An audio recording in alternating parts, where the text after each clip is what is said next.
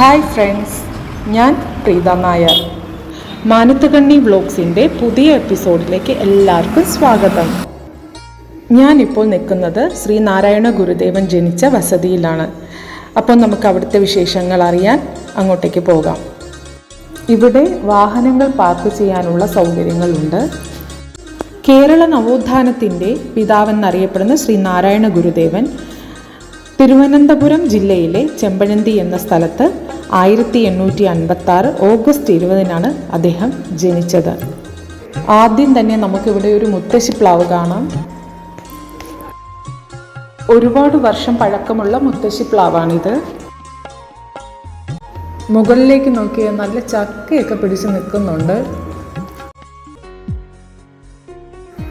ഇതിന് ചുറ്റുമായിട്ട് ചെടിച്ചട്ടിയിൽ വളരെ മനോഹരമായി ചെടികൾ നട്ടുപിടിപ്പിച്ചിട്ടുണ്ട്.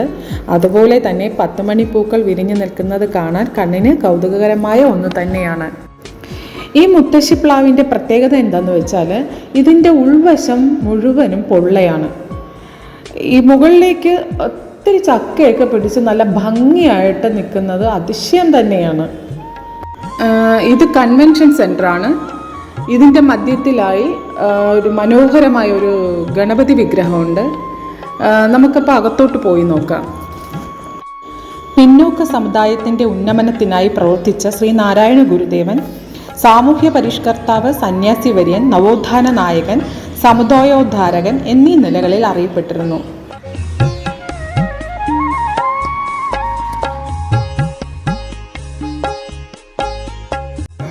കാളപ്പുറത്തിരിക്കുന്ന ഗണപതി വിഗ്രഹം കാണാൻ നല്ല ഭംഗിയുണ്ട്.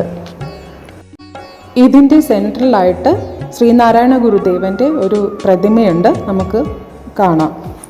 മതം ഏതായാലും മനുഷ്യൻ നന്നായാൽ മതി എന്നതും അവനവൻ ആത്മസുഖത്തിനായി ആചരിക്കുന്നവ അപരനു സുഖത്തിനായി വരേണം എന്ന ആദർശവും ജീവിത ലക്ഷ്യമാക്കിയിട്ടുള്ള പ്രവർത്തനങ്ങളായിരുന്നു ശ്രീനാരായണ ഗുരുദേവൻ്റേത്. ഒരു ജാതി, ഒരു മതം, ഒരു ദൈവം മനുഷ്യന്. മതം ഏതായാലും മനുഷ്യൻ നന്നായാൽ മതി. ജാതി ചോദിക്കരുത്, പറയരുത്, ചിന്തിക്കരുത്. മദ്യം വിഷമാണ്, കുടിക്കരുത്, കൊടുക്കരുത്, ഉണ്ടാക്കരുത്. കൃഷി ചെയ്യുക, കൃഷിയാണ് മനുഷ്യരാശിയുടെ നട്ടെല്ല്. അറിവാണ് ഈശ്വരൻ. നമ്മൾ ഈശ്വരൻ്റെ പ്രതിരൂപങ്ങൾ മാത്രം. ശരീരം ഒരു ജഡം മാത്രം. ഇത് ശ്രീനാരായണ ഗുരുദേവൻ്റെ വചനങ്ങളാണ്. താഴ്ന്ന ജാതിയിൽപ്പെട്ടവർക്കുൾപ്പെടെ ദൈവാരാധന നടത്തുവാനായി കേരളത്തിലും തമിഴ്നാട്ടിലും കർണാടകയിലും ഏതാണ്ട് 45ഓളം ക്ഷേത്രങ്ങൾ സ്ഥാപിച്ചു. ഈ കാണുന്നത് ശ്രീനാരായണ ഗുരുദേവൻ്റെ പ്രതിഷ്ഠയുള്ള ഒരു ക്ഷേത്രമാണ്.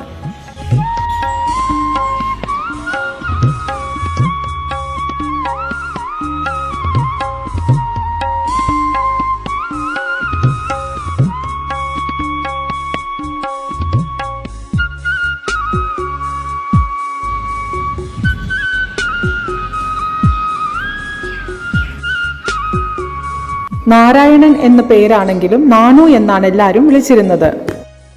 ഇനി നമുക്ക് ശ്രീനാരായണ ഗുരുദേവന്റെ വയൽവാരം വീട്ടിലേക്ക് പോകാം. ഇതാണ് വയൽവാരം വീട്. അപ്പം നമുക്ക് ഇവിടുന്ന് സ്റ്റെപ്പ് ഇറങ്ങിയാണ് പോകേണ്ടത്. അപ്പോൾ സ്റ്റെപ്പ് ഇറങ്ങുമ്പോൾ കാണുന്നത് 2 സൈഡും വളരെ വൃത്തിയും ശുദ്ധിയോടും കൂടി പുൽത്തകിടി ചെയ്തിട്ടുണ്ട്.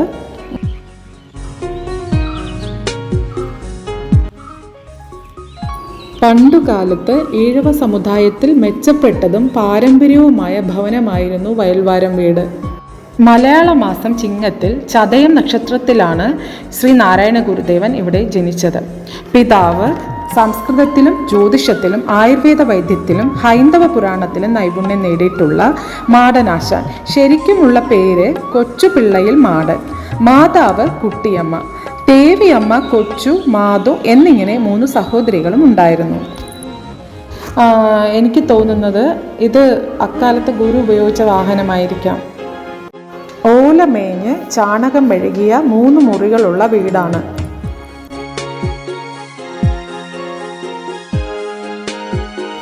വയൽവാരത്തിൻ്റെ വടക്ക് ഭാഗത്ത് പാചകപ്പുരയും പടിഞ്ഞാറ് ഉരൽപ്പുരയും പിന്നെ സ്ത്രീകൾക്ക് മാത്രമായി യൂസ് ചെയ്യുന്ന ഒരു പുരയും ഉണ്ടായിരുന്നു. തെക്ക് ഭാഗത്ത് തൊഴുത്തും അതിൻ്റെ പിന്നിലായി ദേവീ പൂജയ്ക്കായി പുരയുമുണ്ടായിരുന്നു.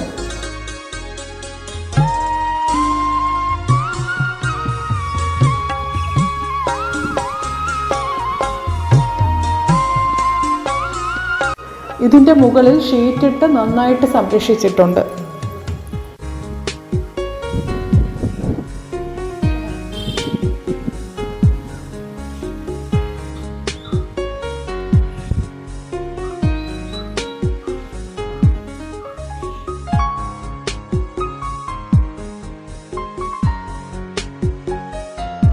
വീടിൻ്റെ ഇടതുഭാഗത്തായിട്ട് ഒരു കിണർ കാണുന്നുണ്ട്.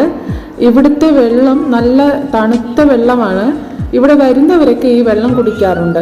അതുപോലെ തന്നെ തൊട്ടടുത്തായിട്ട് പൂജാമുറി, അതായത് ദേവിയെ പൂജിക്കുന്ന ഒരു പൂജാമുറിയുണ്ട്.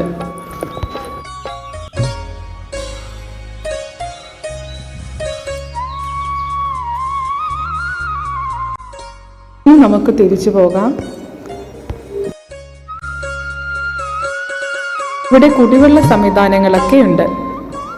വെയിൽ കൊണ്ട് നല്ല ടയേർഡായിരുന്നു ഞാൻ. അപ്പോഴാണ് റെസ്റ്റ് എടുക്കാൻ പറ്റിയ ഒരു സ്ഥലം കണ്ടത്. ഞാൻ പിന്നെ ഒന്നും നോക്കിയില്ല, അതിൻ്റെ അകത്തോട്ടേക്ക് കയറിയിരുന്നു. നല്ല കാമാൻ കൊയ്റ്റായുള്ള ഒരു പ്ലേസാണ്. എനിക്ക് ഒത്തിരി ഇഷ്ടമായി ഈ പ്ലേസ്. ഇതൊക്കെയാണ് ഗുരുദേവൻ്റെ വീട്ടിലെ കാഴ്ചകൾ. ഈ പുണ്യഭൂമിയിൽ സന്ദർശിക്കാൻ എനിക്ക് ഭാഗ്യം കിട്ടിയതുപോലെ നിങ്ങൾക്കും ഇവിടെ സന്ദർശിക്കാൻ ശ്രീനാരായണ ഗുരുദേവൻ്റെ അനുഗ്രഹം ഉണ്ടാകട്ടെ. അപ്പോൾ മറ്റൊരു വീഡിയോയുമായി വീണ്ടും കാണാം. ബൈ.